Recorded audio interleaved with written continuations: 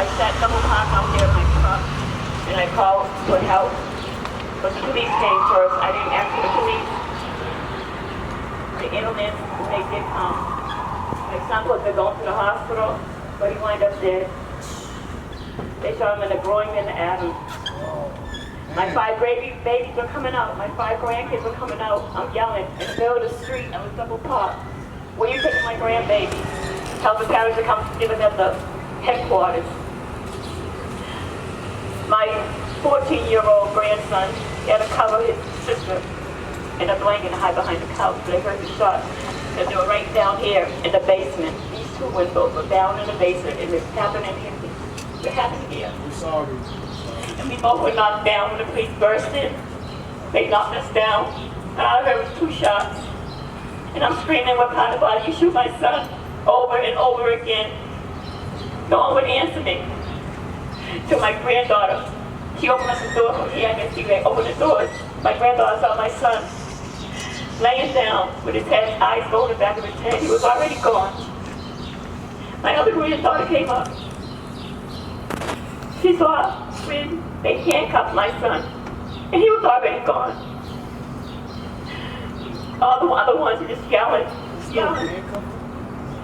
They did. And when I came back home, I couldn't get in my apartment. There was white powder in the keyhole. And I had to dig that stuff out. By the time I got in my apartment, there was a little knife on the floor. When I got home, it was gone. When my son was shot in the hallway, that knife was in the house. There's a little short knife in the house, on the floor. The incident happened in the hallway, not in the apartment.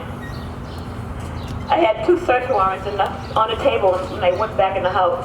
Why was that? Why? When it happened in the hallway. They said they kicked the knife in the hallway, into the house. My door was shut. That was in there with me and the other EMS all left out the apartment. But when I came back home after 48 hours, it was gone. And that was a cover-up. You sure it was a cover-up? Then they say his fingerprint was on there, 1 thumb. But it's sad. It is so... It's okay, right now. I don't want to curse, but it's a damn shame. I wish I never called 911 for help. Because I wouldn't be standing here today. I can't enjoy life, period. Every minute. I think of my son. When I go to cook, I can't cook. I cook for my grandkids.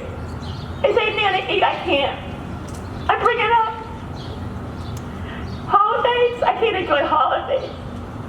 My life is just ruined because I don't have my son. Did anyone come and say, I'm sorry for your loss? No.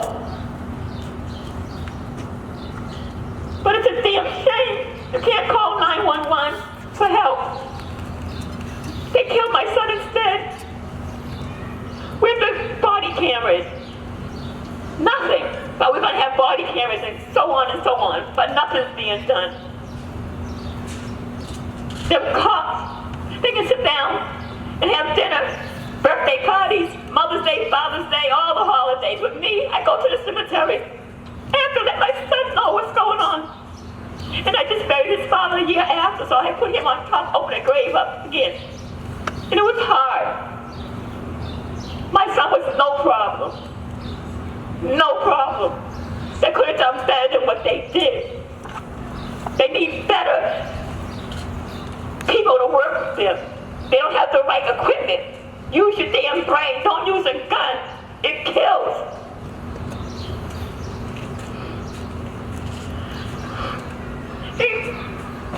One of the cops that killed my son got a promotion. A promotion. They should have promoted him to the jail cell. It's time for a change. I can't talk too much. Thank you for coming.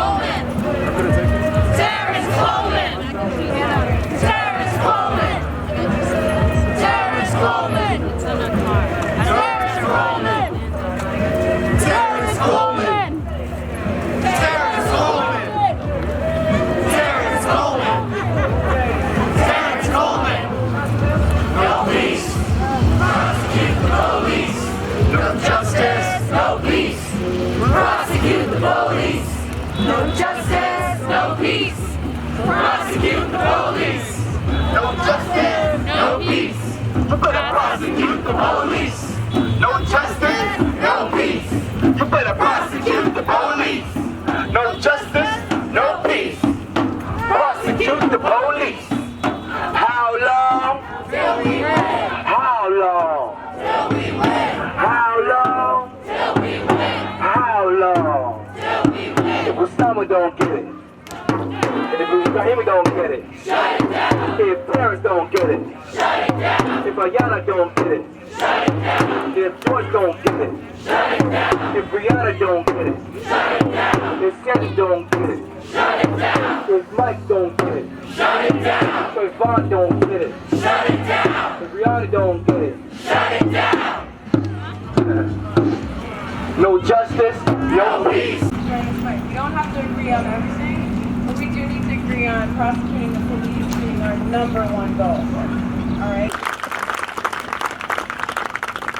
Good evening, everyone. My name is Dr. Paul J. Seaway. I used to reside in Boston 2 years ago. I was completing my postdoctorate fellowship. And going to the conference, I lived in Brooklyn, in Crown Heights. All right. So, coming to New England, I've heard a lot of stories, but, I had my postdoctorate on my mind, so my goal is to get in and get out. Didn't know if I wanted to stay there or not, but my queen back there, she resided there. So, I had choices to stay or go. But long story short, me and my queen were celebrating because I had just got a job offer. And took her out, had a good dinner. She was drinking a little bit, I wasn't, but as the man, I was the one taking care of her. While I'm leaving the place of the establishment, it was called Bell and Hand, I will shout that out. It was Bell and Hand, that place, I don't even tell people like this. But it's supposed to be one of the oldest bars in Boston, from what I heard. As I'm leaving, I'm calling my Uber, ready to go back to my place in Malden. A cop yells at me, hey, stop holding her. And in my head, I look back, I'm like, you're not talking, right? Might have had you, I wasn't in the car. And let me also tell you what my attire is. When you guard people, you gotta do something different, just so people can respect you. My wife said, tell them who you are. I said, it perpetuates the thing. A black man should have to tell people that he accomplished this, that, and the third at the end of his name in order for you to respect him.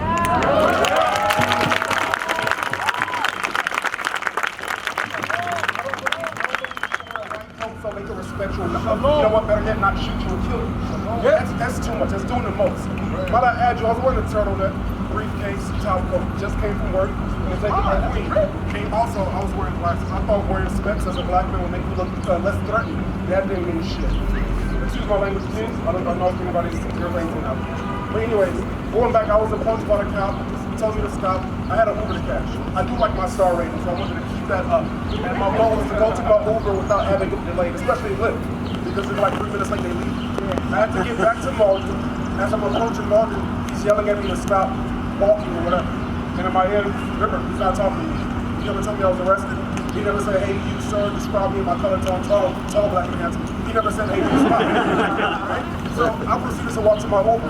He proceeded to chase after me on foot. And while my phone is in my hand, because you know the GPS can be kind of funny, guess what? He snatches my phone from my hand. I had to pause for a second. I said, boy, don't let the hood out of you right now because he has a weapon. I said, no. I said, don't let the hood out of you because he has a weapon and you don't. And one thing I always tell myself, if I argue with a clown, I'm going to become a part of these circles. So that's the reason why I didn't say nothing to the clown. But I had you, my girlfriend, at the time, my wife now, she was like, Paul, what's going on? Remember, she's tipsy. They're saying, hey, ma'am, is he beating you? Has he put his hands on you? She said, that's my boyfriend. Leave him alone. We're ready to go home. Nope. Before I knew it was 5 cruisers with lights and guns pulled out of him. But what I kept telling, I told myself, Paul, now let the hood out of you. They have guns. You don't. It's not a fair fight. Let's be real. I could have taken him. I was 200. He probably had no shit. But I proceeded. I sat on my briefcase at the back of the cruiser on the side, and I sat there without entertaining them or talking to them. I felt that if I didn't say nothing, they couldn't get aggravated. They probably was upset because of life choices chosen to become a cop, and I was this. But hey, to each there's no right? They were just probably upset, but it wasn't my fault. I just kept quiet. My wife begged me. I sat there for over an hour. An hour. My wife is crying, Paul, just give them your license. I said, he snatched my phone. I just kept repeating, he snatched my phone. And in my head, I was like, he snatched my phone. That's the only thing I said. That's the only thing I said. And to the point, the 5 cruisers, and my favorite quote that I don't like is skinship equals kinship. It was 2 black cops that says, man, just do what he says, give him your license. I said, you know what? I told him, I said, you know what?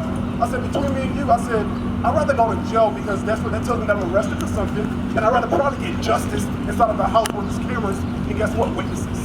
So I said, if you're gonna take me to jail, please do that right now. Oh, that's right, you can't put cuffs on me because I haven't been arrested for shit. You refused to give me my phone back, but I asked you. My Uber has gone already, right? And then my wife, my girlfriend at the time, Paul, just give them your license. I said, you know what? I pulled my wallet out of my pocket. I said, please watch this in 2 seconds. Guess what? I'm not a felon. I don't have a warrant for my arrest. What the fuck? What else do you want to know? Once he ran the things within 2 minutes, my license and my phone was given back to me. And then I repeated and I told him, I said, you know what? It took 2 hours of my life I can't get back. That was ample time. I could have been at home smashing my girlfriend at that time. I was so heated. And I told my wife, I said, you know what? Once I graduate from my fellowship, let's do this. He drove my black ass to Providence where we reside right now. But you know what? I told my wife I'll consider moving back to Boston under one condition. I got a nation on my side now.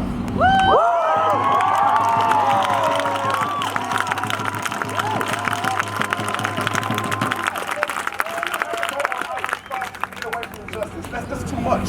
That's just too much. But now that we got a movement started, and hopefully this shit can trend upwards, I don't think people should be, feel bad for how they were born.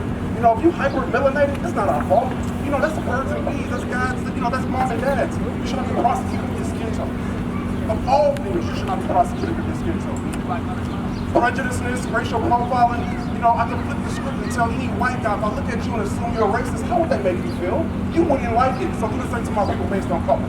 And remember, racism is a mindset. Keep that in mind, it's taught.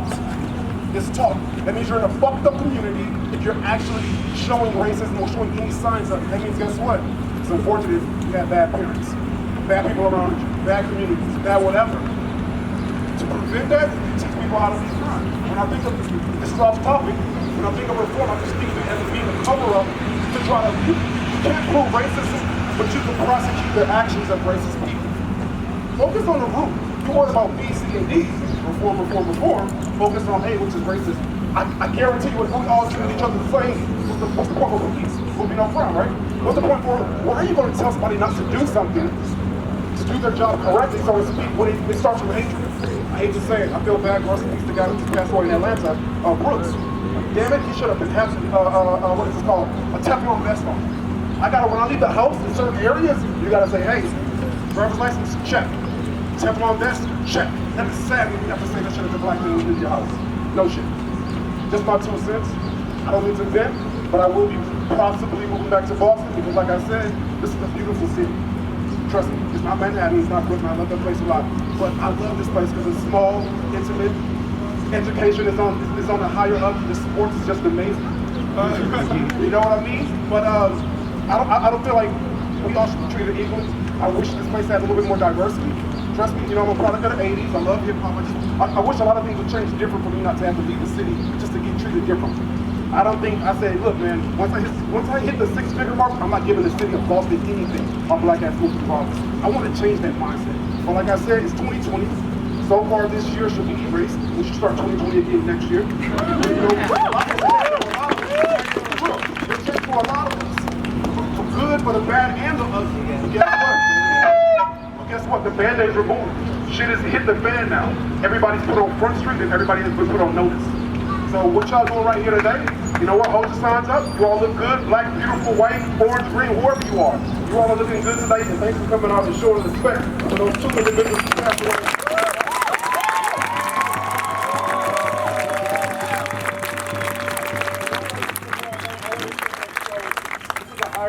Lucky Charm.